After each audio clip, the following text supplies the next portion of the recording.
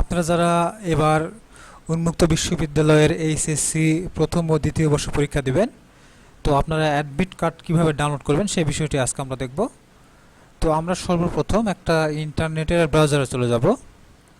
তো আপনারা মোবাইল থেকে বা কম্পিউটার যে কোনো মাধ্যম থেকে এটি করতে পারবেন। তো আপনারা ইন্টারনেটের একটি ব্রাউজারে চলে আসবেন।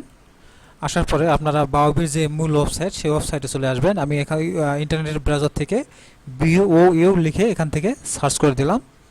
সার্চ করে দেওয়ার পরে আপনারা দেখতে পাচ্ছেন সর্বপ্রথম এখানে আমাদের বাংলাদেশ ওপেন ইউনিভার্সিটির ওয়েবসাইটটি এখানে চলে এসেছে।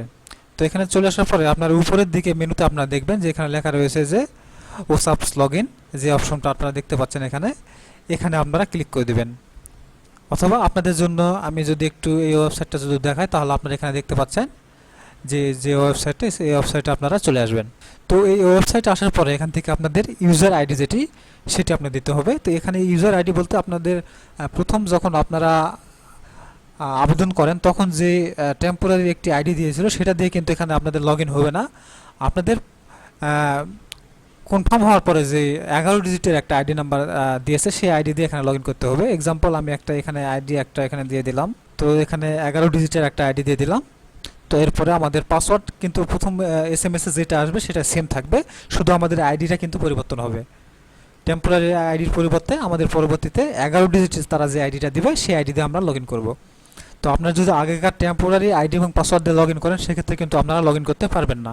তো আমাদের অ্যাপ্রুভ হওয়ার পরে আমাদের যে আইডিটা তারা 11 ডিজিটের যে আইডিটা তারা দিবে সেই আইডি দিয়ে আমরা এখান থেকে লগইন করব। সেক্ষেত্রে পাসওয়ার্ডটা আমাদের সেম থাকবে। তো আমরা এখানে 11 ডিজিটের একটা আইডি এখানে দিয়ে দিয়েছি এবং এখানে আমাদের পাসওয়ার্ডটা আমরা দিয়ে দেব। তো আমরা এখানে পাসওয়ার্ড দিয়ে দিয়েছি, দেওয়ার পরে আমরা জাস্ট এখান থেকে লগইন অপশনে আমরা ক্লিক করে দেব।